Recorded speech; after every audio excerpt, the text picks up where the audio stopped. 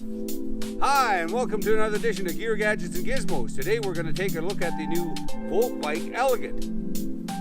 Let's get started.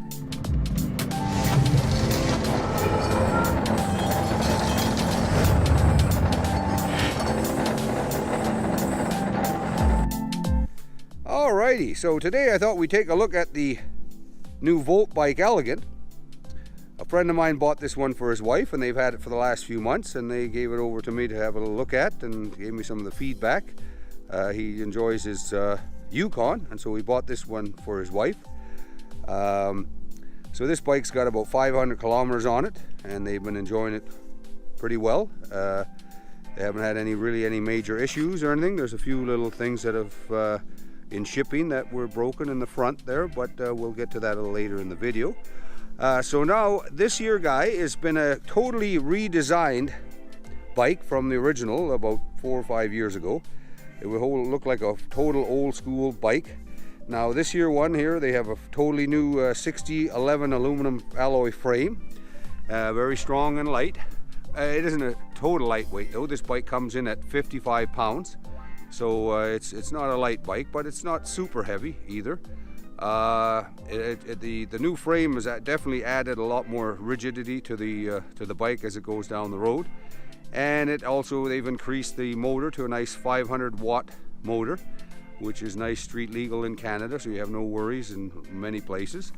It's got a 48 volt battery with a nice range. I think you can get about 50 kilometers out of this here, or 50 around there, and the quality of the bike is not bad at all for what you're getting for the price point. Where you get yourself now, let's just do a little cruising. So we come back, you get comes included with a nice rack, with a nice tail light. It's nice and bright. There's a custom little plate they put on there. They have nice little plastic shiny fenders. Some concerns is because there's less brackets here. There should be another bracket that eventually down the line these guys may do a little buzzing, but so far they haven't really posed any problems to the owners from what they've been telling me.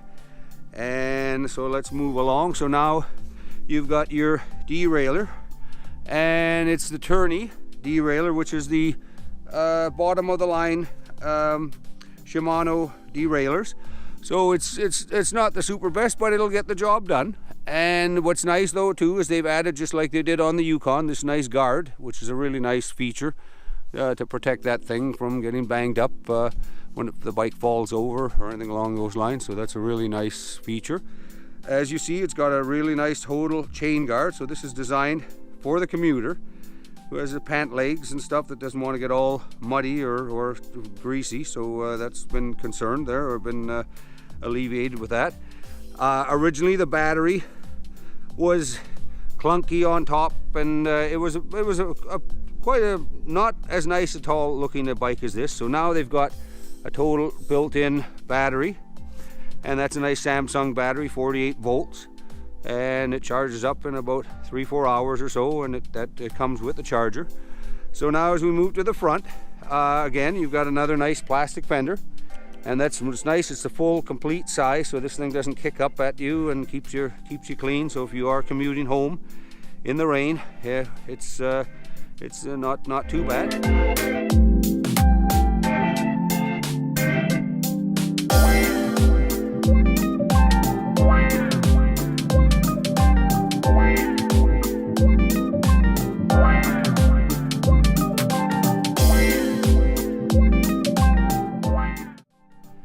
So now in the front here, as you see, you've got your Kendall 26-inch tires.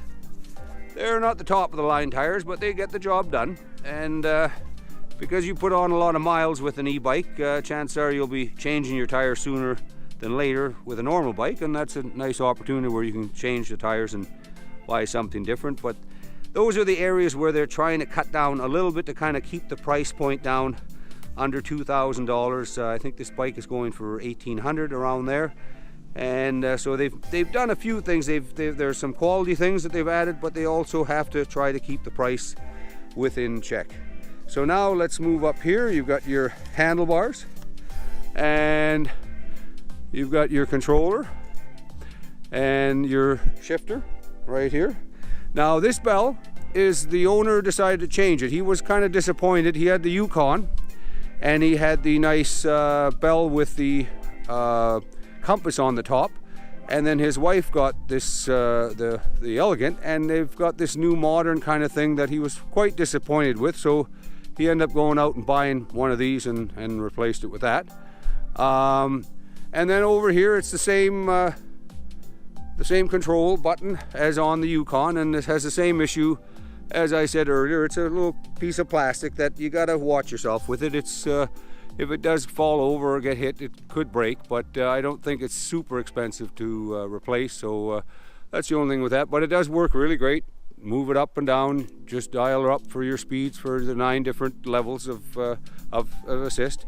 And this guy, he added a different little mirror on the end too for he finds it difficult installing it in there though. And then you've got your controller in the middle, and the standard one that's on the same one that's on the Yukon. And now as you move along back here, as you see, the saddle is a bigger saddle, where the owner they're in their 50s, so they'd like a little bit softer seat, and so he had this one kicking around, so he decided to take this one off, or the one that came with the Elegant, and put this one on for a little bit more comfort. And so now let's move on down here. So now the back motor is, like I said, is a 500 watt Bafang motor.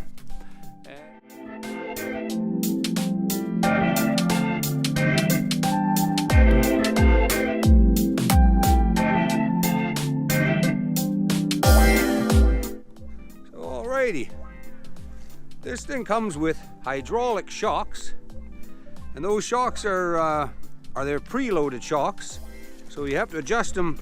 You can only adjust them, you have to adjust on one side and the other, and they have no compression adjust or no rebound adjust, so they're just a basic hydraulics. But many bikes in this price range don't even have hydraulics, so it's a nice addition. The tires are a nice 26 by 2.1 inch, so they're not your smaller tires and they're not your fat tire. They're just a nice good in between that are nice to get around the road. These seem to be a little different traction than the one I seen on the magazine, and this one looks more of a city tire, and I don't know how good that would be off-road. And this thing comes in 2 colors. It comes in white and it comes in black. I personally love this white. It's I love the Yukon's black, but this white really looks really nice and sharp.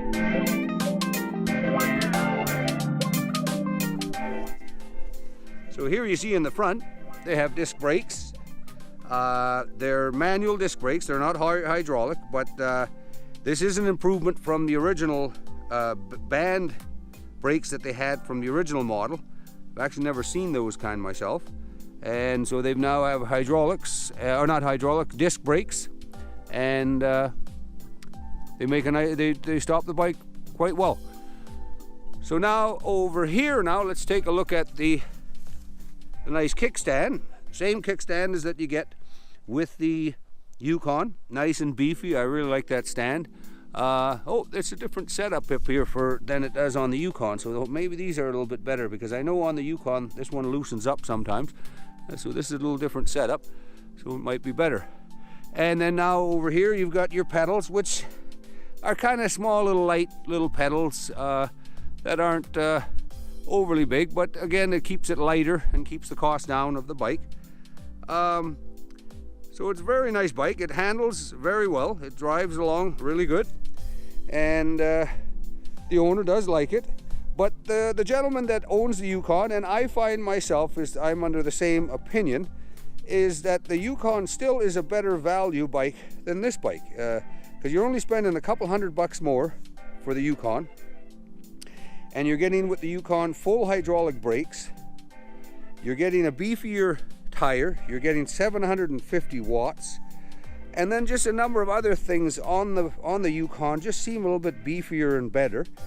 And that's where, if you do like a bigger bike, I can understand how some people don't like the fat tire bike, but if you do like it, I would suggest the Yukon over this one myself. Don't get me wrong, I do like this bike a lot, But for value, if you're looking for value, I do think value-wise, the Yukon is a better value than this bike. But this is definitely a gorgeous, nice-looking bike, and is ideal for a little city cruiser. And it is 14 pounds lighter than the Yukon, so if you do have to carry it up some stairs or something like that, this one definitely is a little bit more manageable than the Yukon. And overall, it's a really nice bike. Now, as you see, the seat here isn't the original seat, as I mentioned earlier, and this stem can be raised quite high for a taller person. It can be high up here. This is a shorter gal, and so she just likes it lower, and they set it down there for her to be nice and comfortable. So as I mentioned earlier, up in the front here, this little bracket somehow in shipping got broken, and he's contacted them, and he's still waiting on a replacement part, which has been taking a little bit of while. And so in the meantime, he just taped it up, and it seems to be working fine. So the pros and cons of this bike. Well, there's a whole lot of pros on this bike and not very many cons. It's a classy looking bike. I love the way this is here, the squareness. It's a very nice modern looking bike. Some of the parts, like the pedals, aren't top of the line, or the shifter, but you're not, I find myself often with these, you're not shifting all that much anyway in the city if you're commuting around. And with the assist, you're using that a lot of time, so it's not a real big deal. And with the tires, in a few years or so, you're going to upgrade those if you buy new tires. But all in all, for the value, it goes for $18.99, and it's on sale, I think, for $16.99 now. A really nice bike that I think a whole lot of people like, and especially at this price range, it's hard to beat. So if you found this video helpful, please like and subscribe and comment and come back often, because we're going to do more of these videos. And if you decide you're going to buy one of these Voltbike Elegants, please tell them that Pete sent you from Gear Gadgets and Gizmos. And until next time, we'll see you.